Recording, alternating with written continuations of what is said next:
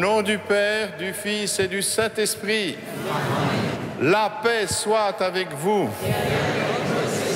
Chers frères et sœurs, bonne fête de l'Épiphanie, puisqu'aujourd'hui nous fêtons cette manifestation du Seigneur. Dieu s'est rendu visible à nos yeux, visible dans ces petits enfants que les nations viennent rencontrer et adorer, dans les personnes de ces mages venus de l'Orient qui ont su le reconnaître à cette étoile que nous connaissons bien et venus apporter ces cadeaux que sont la myrrhe, l'encens et l'or, signe de sa royauté, de sa divinité et déjà de sa mort et de sa résurrection. Aujourd'hui, je salue aussi tout spécialement ceux qui nous regardent sur KTO ou qui nous écoutent sur Radio Notre-Dame. La messe d'aujourd'hui est dédiée à tous les bienfaiteurs de l'Église catholique à Paris. Nous les remercions tout spécialement, c'est eux qui font vivre notre Église et qui nous permettent de vivre, bien sûr, et de permettre à notre Église surtout de porter sa mission dans le monde. Nous nous préparons et nous nous recueillons devant cet enfant qui est venu pour nous sauver, mais aussi pour nous pardonner. Ensemble, nous nous reconnaissons pécheurs. Je confesse à Dieu Tout-Puissant, je reconnais devant mes frères que j'ai péché en pensée, en parole, par action et par omission. Oui, j'ai vraiment péché. C'est pourquoi je supplie la Vierge Marie, les anges et tous les saints, et vous aussi, mes frères, de prier pour moi, le Seigneur notre Dieu. Que Dieu Tout-Puissant nous fasse miséricorde, qu'il nous pardonne nos péchés et nous conduise à la vie éternelle. Amen.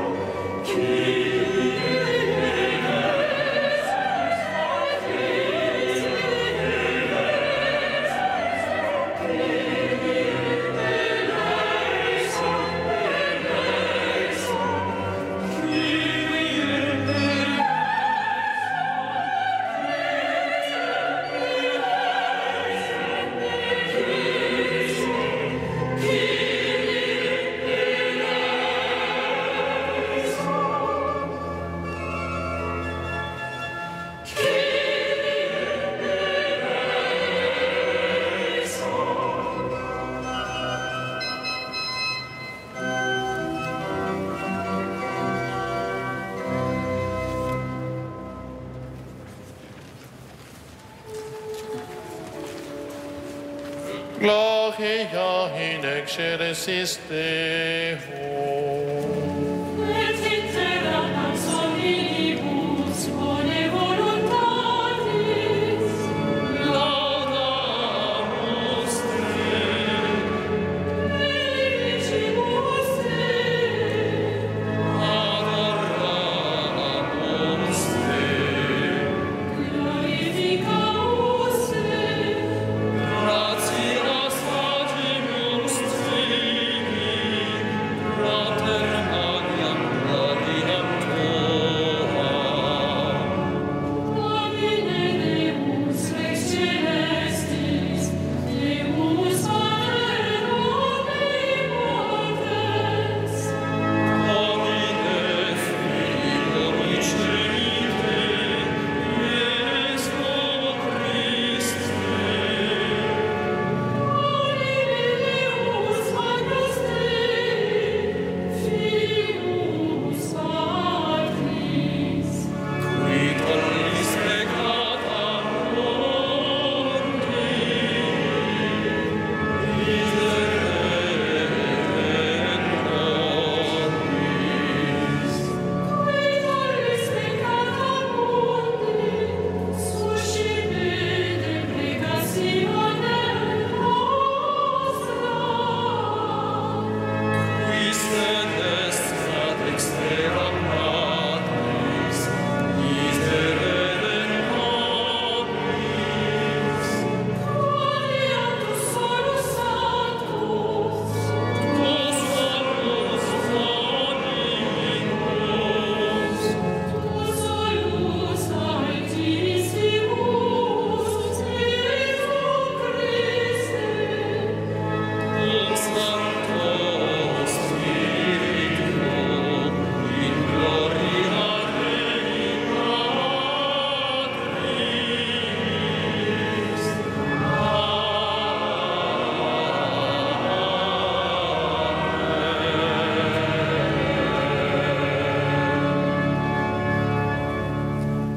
Prions le Seigneur.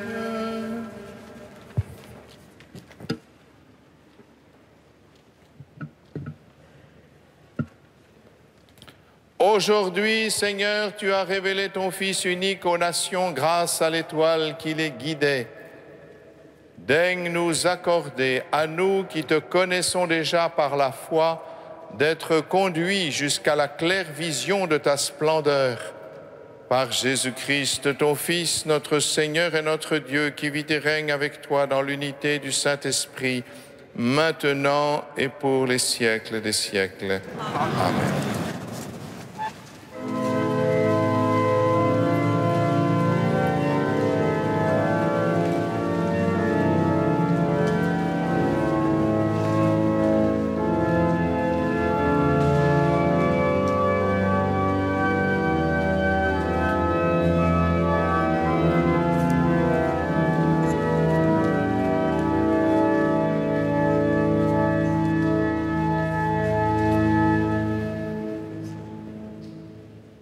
Lecture du livre du prophète Isaïe.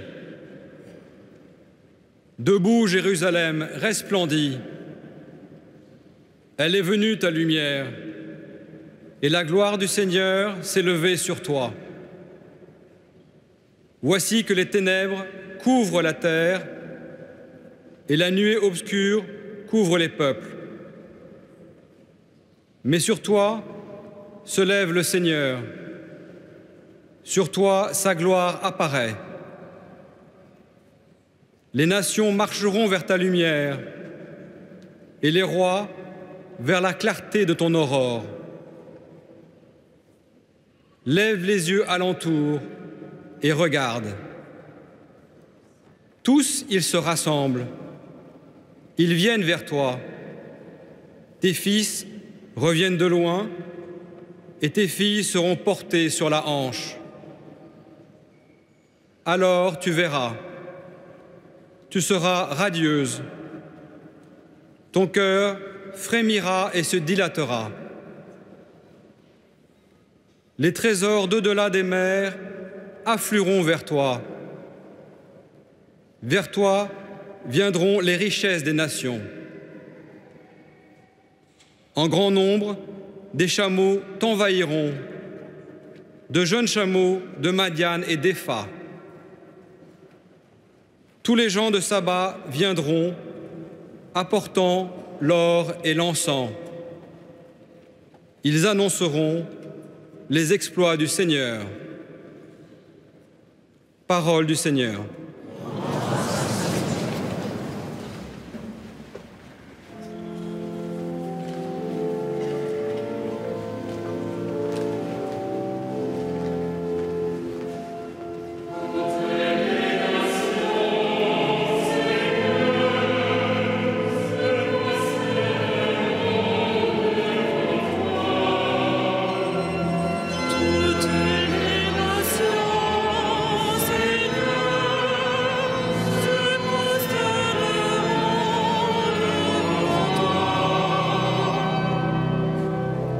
Dieu donne au roi tes pouvoirs, à ce fils de roi ta justice. Qu'il gouverne ton peuple avec justice, qu'il fasse le roi au malheureux. Toutes les nations,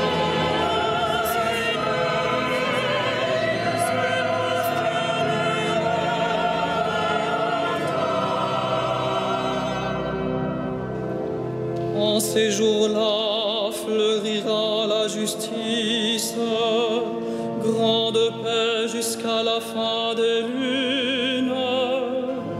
Qu'il domine la mer, et les fleuves jusqu'au bout de la terre. Toutes les nations,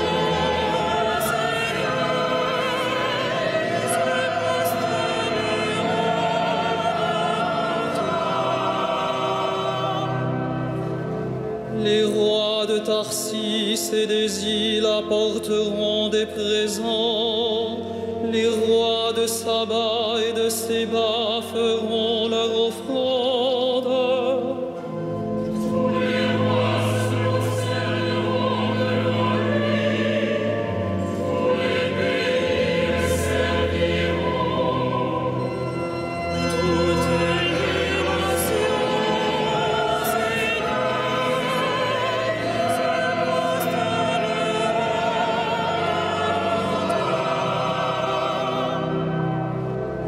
il délivrera le pauvre qui appelle et le malheureux sans recours.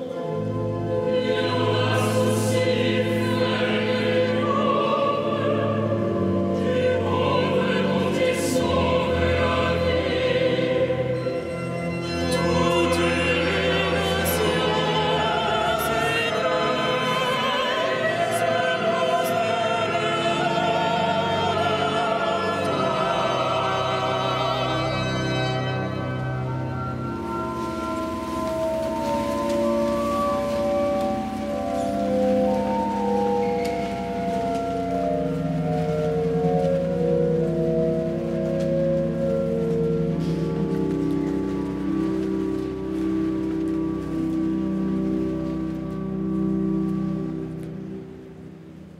Lecture de la lettre de saint Paul apôtre aux Éphésiens. Frères, vous avez appris, je pense, en quoi consiste la grâce que Dieu m'a donnée pour vous. Par révélation, il m'a fait connaître le mystère. Ce mystère n'avait pas été porté à la connaissance des hommes des générations passées, comme il a été révélé maintenant à ses saints apôtres et aux prophètes dans l'Esprit. Ce mystère, c'est que toutes les nations sont associées au même héritage, au même corps, au partage de la même promesse, dans le Christ Jésus, par l'annonce de l'Évangile. Parole du Seigneur.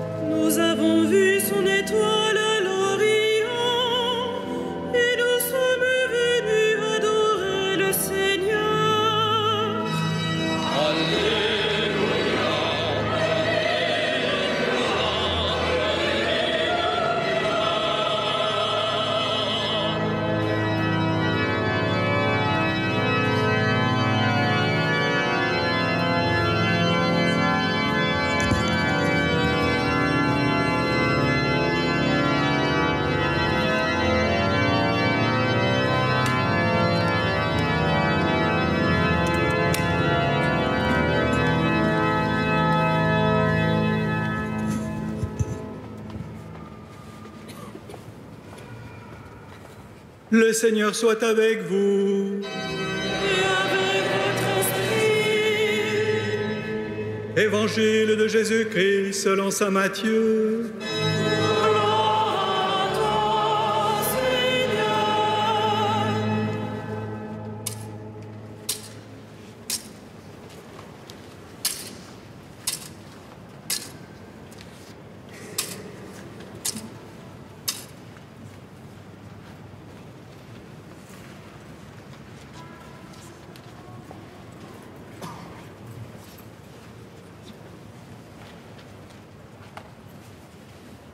Jésus était né à Bethléem en Judée, au temps du roi Hérode le Grand. Or, voici que des mages, venus d'Orient, arrivèrent à Jérusalem et demandèrent « Où est le roi des Juifs qui vient de naître?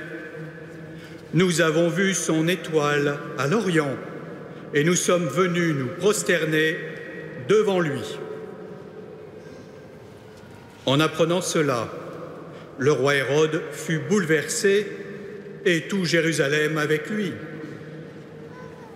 Il réunit tous les grands prêtres et les scribes du peuple pour leur demander où devait naître le Christ. Ils lui répondirent « À Bethléem, en Judée, car voici ce qui est écrit par le prophète.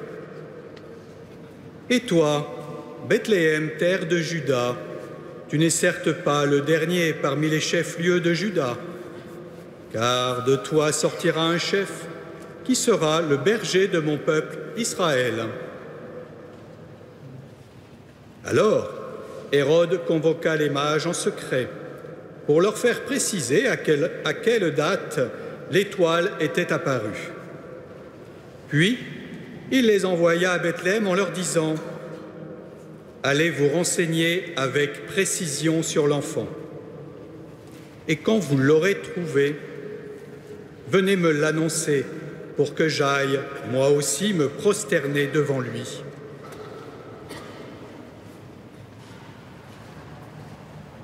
Après avoir entendu le roi, ils partirent. Et voici que l'étoile qu'ils avaient vue à l'Orient les précédait, jusqu'à ce qu'elle vienne s'arrêter au-dessus de l'endroit où se trouvait l'enfant. Quand ils virent l'étoile, ils se réjouirent d'une très grande joie. Ils entrèrent dans la maison. Ils virent l'enfant avec Marie, sa mère. Et tombant à ses pieds, ils se prosternèrent devant lui. Ils ouvrirent leur coffret et lui offrirent leurs présents, de l'or, de l'encens et de la myrrhe. Mais, avertis en songe de ne pas retourner chez Hérode, ils regagnèrent leur pays par un autre chemin. Acclamons la parole de Dieu.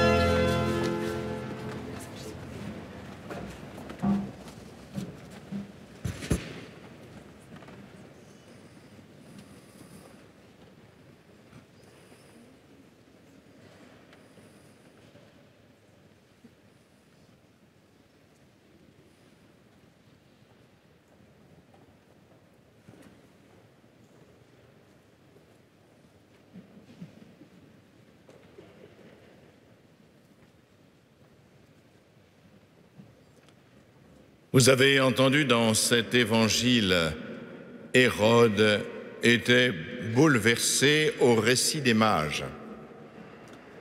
En entendant cela, cela me rappelle qu'il y a quelque temps, pas si longtemps que cela, nous avons entendu l'évangile de l'Annonciation quand Gabriel vient voir la Vierge Marie. Il est dit aussi qu'elle est toute bouleversée. Et oui, la venue de Dieu dans nos vies nous bouleverse. Et peut-être la question à nous poser, c'est est-ce que nous avons été un jour bouleversés par cette rencontre avec Dieu? Et peut-être si nous n'avons jamais été bouleversés, peut-être n'avons-nous pas vraiment rencontré Dieu. Enfin voilà, donc nous sommes bouleversés quand nous rencontrons Dieu, et par rapport à ce bouleversement, il existe deux attitudes. La première attitude, celle de Marie, c'est que l'intelligence s'appuie sur la foi. Oui, quand elle dit « Comment cela se fera-t-il, puisque je ne connais point d'homme ?» cela veut dire qu'elle croit vraiment que Dieu va l'accomplir, mais que son intelligence demande comment cela va s'accomplir. Elle sait que cela va s'accomplir puisque Dieu le veut. Voilà, donc c'est cette intelligence, une fois qu'elle est éclairée par la parole de l'ange, l'Esprit Saint te prendra sous son ombre, même si ce n'est pas explicite pour nos intelligences. En tous les cas, elle pose cet acte de foi et, de manière évidente, elle dit « Voici la servante du Seigneur ». L'intelligence d'Hérode ignore la foi. Cet homme, qui n'est qu'un roitelet au fond, même s'il s'appelle Hérode le Grand, un roitelet au service de l'occupant romain, ne croit pas à la parole de Dieu et n'attend rien, il n'attend rien de personne, sinon de lui. Il va oser d'ailleurs un stratagème ignoble pour éliminer un éventuel concurrent. Et je crois que, vous voyez, cette question de l'intelligence qui s'appuie sur la foi ou l'intelligence qui ignore la foi, c'est une alternative qui sera toujours la nôtre. Dieu nous a donné l'intelligence pour diriger consciemment nos actes, notre action. Soit elle s'appuie sur la foi qui l'éclaire, en l'élargissant au-delà de tout ce qu'elle peut percevoir, soit elle se contente de ces petits raisonnements intéressés et souvent étriqués qui, au fond, ne mènent qu'à la mort. D'ailleurs, regardez les fruits de cette attitude. Pour Marie, elle exulte de joie. Pour les mages, on nous dit qu'ils se réjouirent d'une très grande joie. Oui, quand l'intelligence s'appuie sur la foi, le fruit, c'est la joie. Regardez Hérode.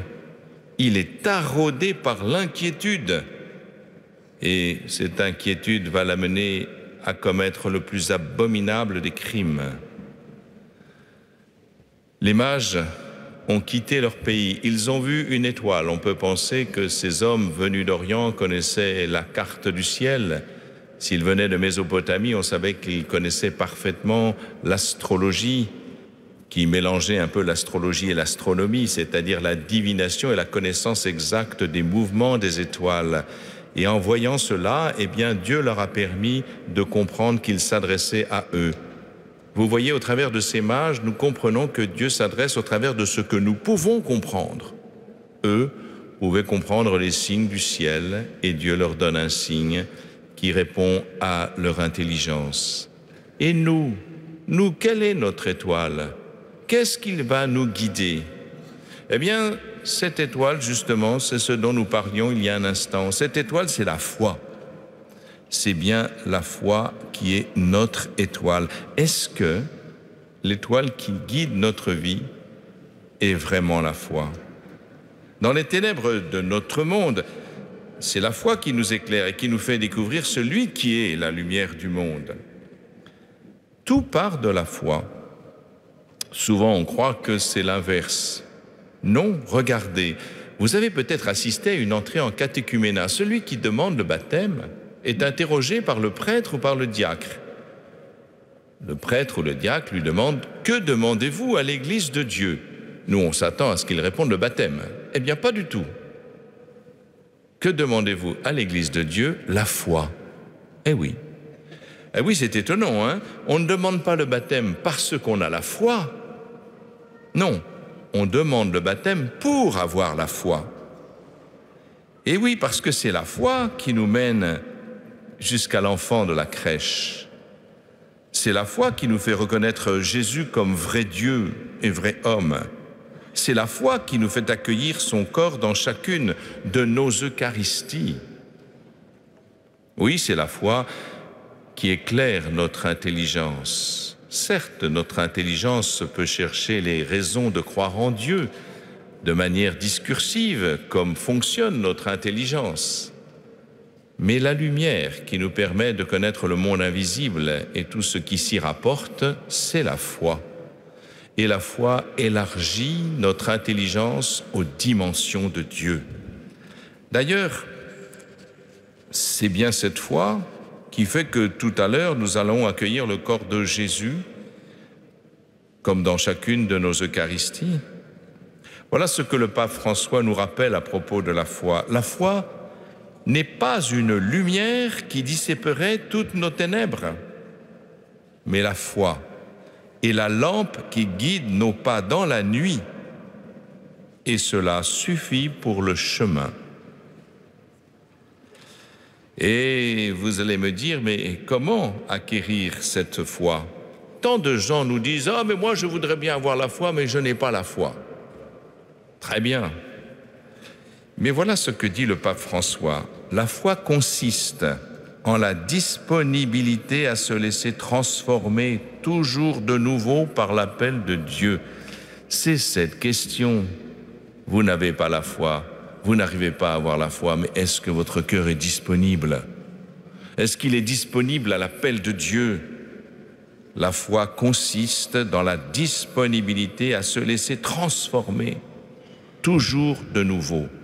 Tant de gens n'ont pas envie de bouger, tant de gens n'ont pas du tout envie de se déplacer d'un centimètre par rapport à la vie qu'ils mènent. Comment voulez-vous que la foi les touche, puisque la foi entraîne un bouleversement? Ils n'ont pas envie d'être bouleversés, tout simplement.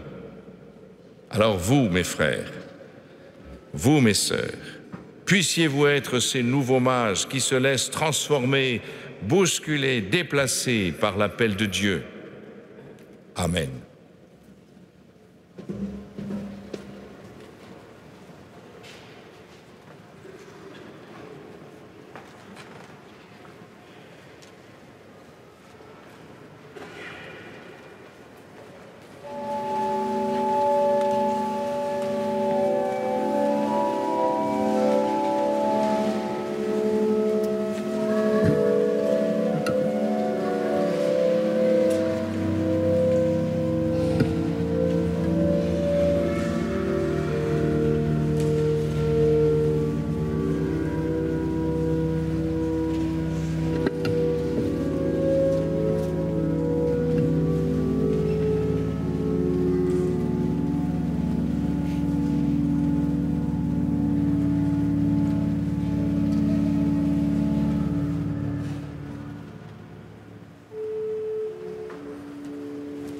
Credo in unum Deum.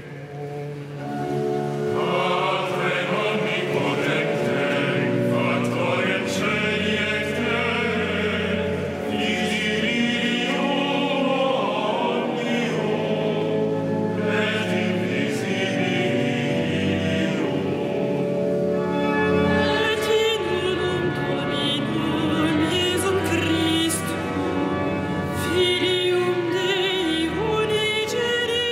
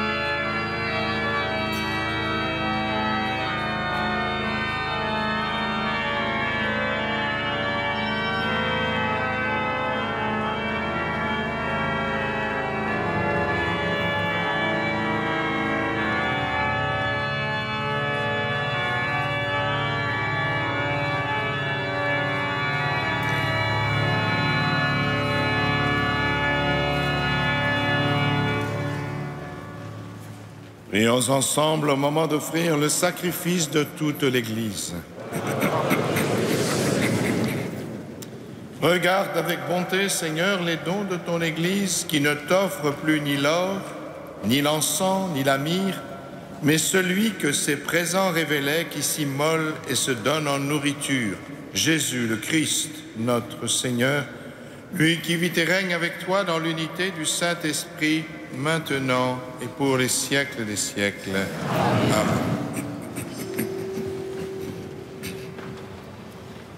Le Seigneur soit avec vous. Élevons notre cœur. Rendons grâce au Seigneur notre Dieu.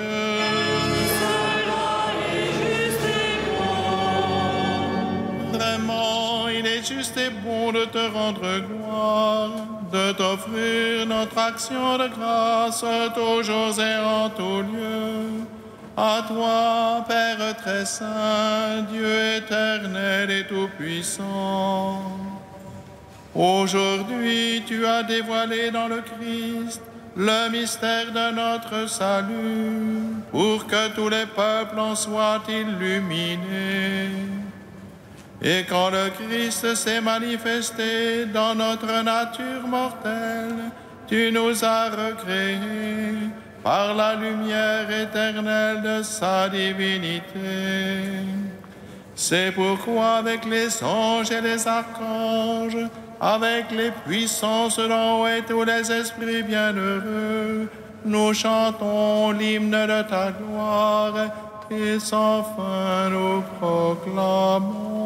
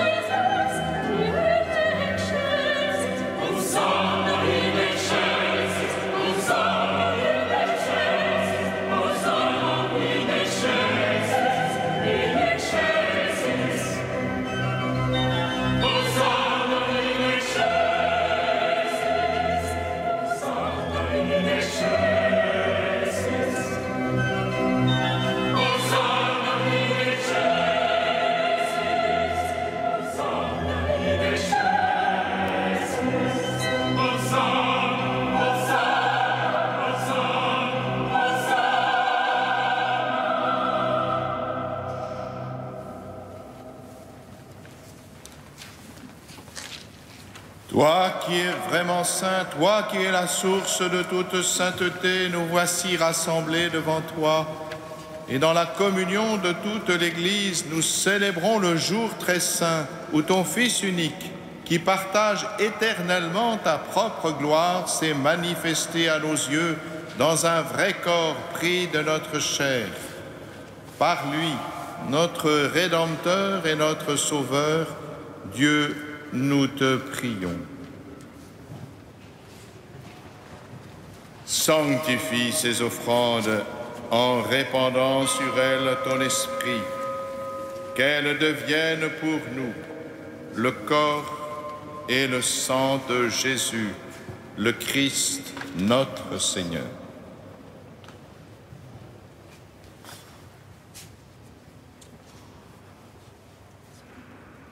Au moment d'être livré et d'entrer librement dans sa passion, il prit le pain, il rendit grâce, il le rompit et le donna à ses disciples en disant : « Prenez et mangez-en tous. Ceci est mon corps livré pour vous. »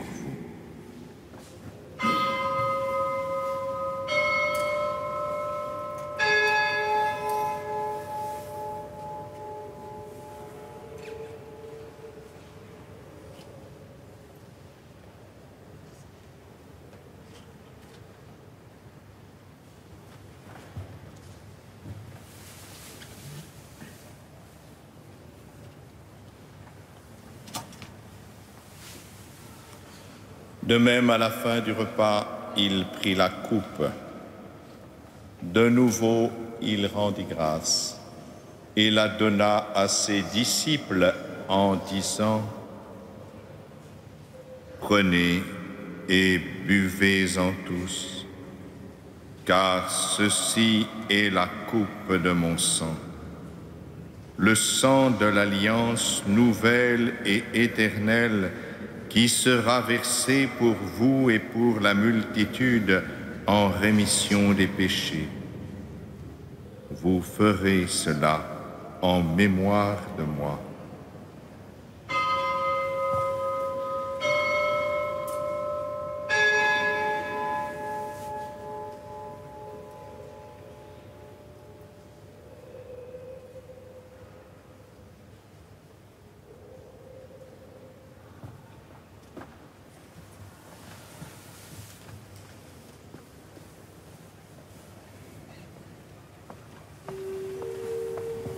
Il est grand le mystère de la foi. Nous proclamons ta mort, Seigneur Jésus.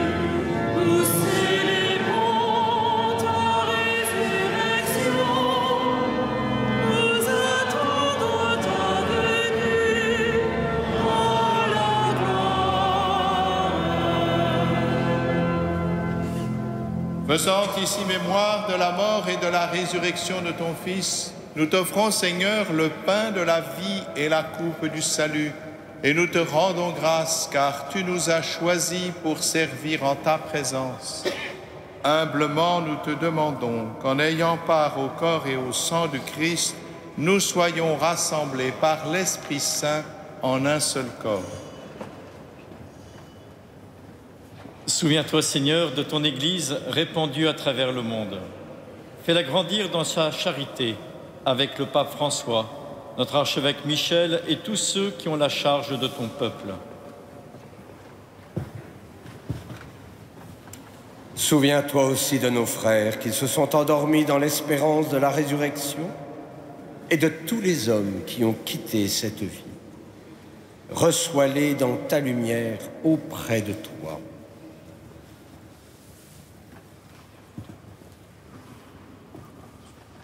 Sur nous tous, enfin, sur tous les bienfaiteurs du diocèse de Paris, nous implorons ta bonté.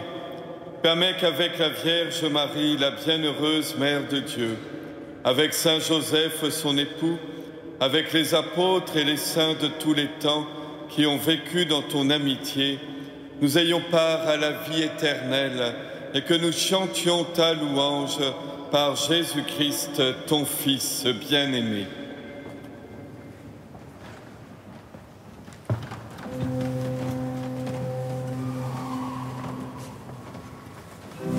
Par lui, avec lui et en lui. À toi, Dieu le Père Tout-Puissant, dans l'unité du Saint-Esprit.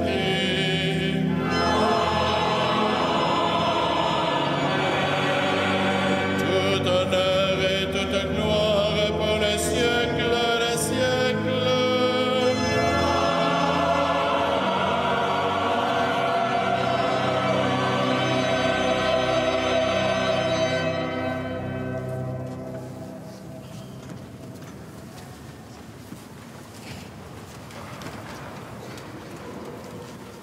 Unis dans le même esprit, nous pouvons dire avec confiance la prière que nous avons reçue de notre Sauveur. Notre Père, qui es aux cieux, que ton nom soit sanctifié, que ton règne vienne, que ta volonté soit faite sur la terre comme au ciel. Donne-nous aujourd'hui notre pain de ce jour. Pardonne-nous nos offenses, comme nous pardonnons aussi à ceux qui nous ont offensés. Et ne nous laisse pas entrer en tentation, mais délivre-nous du mal. Délivre-nous de tout mal, Seigneur, et donne la paix à notre temps. Par ta miséricorde, libère-nous du péché. Rassure-nous devant les épreuves en cette vie où nous espérons le bonheur que tu promets et l'avènement de Jésus-Christ, notre Sauveur, car c'est à toi qu'appartient.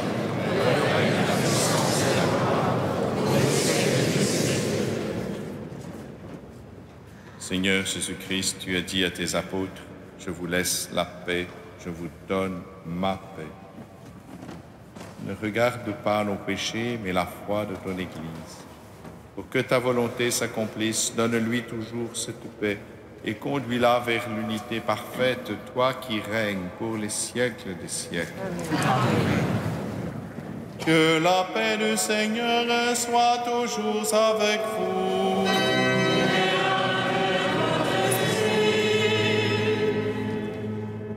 Frères et sœurs, dans la charité du Christ, donnez-vous la paix.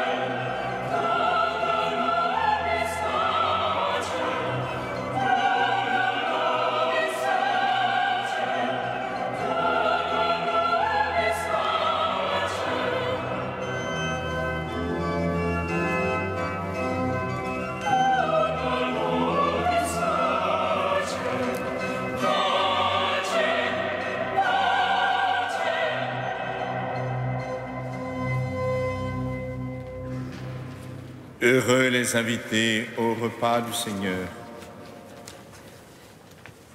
Voici l'agneau de Dieu qui enlève le péché du monde. Seigneur, je ne suis pas digne de te recevoir, mais dis seulement une parole et je serai guéri.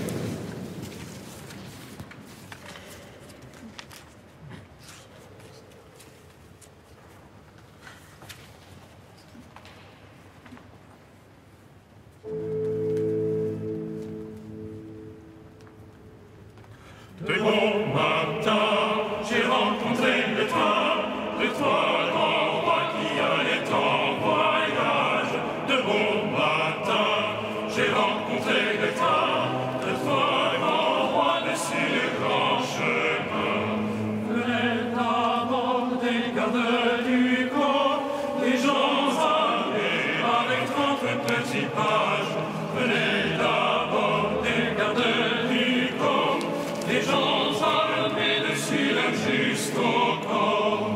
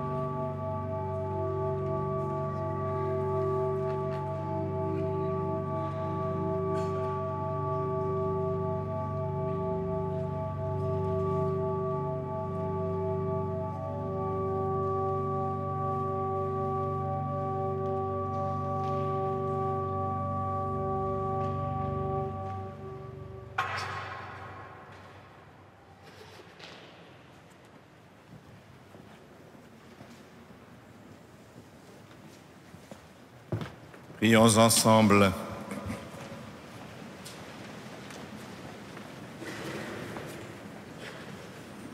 Que la clarté d'en haut, Seigneur, nous dirige en tout temps et en tout lieu. Et puisque tu nous fais communier à ce mystère, puissions-nous désormais le pénétrer d'un regard pur et l'accueillir dans un cœur plus aimant par Jésus le Christ, notre Seigneur. Je vous invite à emporter avec vous la feuille de liturgie. Si tout se passe bien, et tout se passera bien, normalement, la semaine prochaine, c'est la fête du baptême du Seigneur. Je commencerai une série de conférences sur la sainteté. Ça va avec la fête du baptême, donc tout ça, c'est l'appel universel à la sainteté, pour reprendre l'exhortation du pape François. Il y a une douce chaleur dans la cathédrale ou une douce fraîcheur, ça dépend, parce que le chauffage est en panne. Donc, mais heureusement, nos cœurs ont été réchauffés grâce à Schubert, parce qu'on a eu la messe en do, et à la marche des rois. Je le dis pour nos fidèles auditeurs de Radio Notre-Dame et pour nos téléspectateurs de KTO. Voilà, eux, ils sont peut-être un peu plus chauds que nous, mais c'est tout à fait supportable, Monseigneur. Cher Père, bien sûr, n'oublions pas que notre Seigneur lui-même était tout nu dans une crèche, et donc nous rendons grâce pour nous associer. Aujourd'hui, il s'est manifesté sans gilet jaune, mais sur la paille, je le vois, et donc nous nous associerons maintenant à cette bénédiction solennelle qui fait que Dieu nous envoie tout ce dont nous avons besoin. Le Seigneur soit avec vous. Et avec votre esprit. Dieu vous a appelé dans votre nuit pour que vous entriez dans sa lumière. Qu'il bénisse en vous la foi, l'espérance et l'amour, qu'il les fasse croître et donner leurs fruits. Aujourd'hui, le Christ s'est manifesté au monde. Il est la lumière qui en dissipe les ténèbres. Marchez avec lui plein de confiance et que Dieu fasse de vous des lumières pour guider vos frères sur leur chemin. Et quand vous parviendrez au terme de la route, vous verrez celui que les mages ont cherché en se guidant sur une étoile. Votre Seigneur, le Christ, lumière née de la lumière. Et que Dieu Tout-Puissant vous bénisse, le Père, le Fils et le Saint-Esprit. Allez dans la paix du Christ.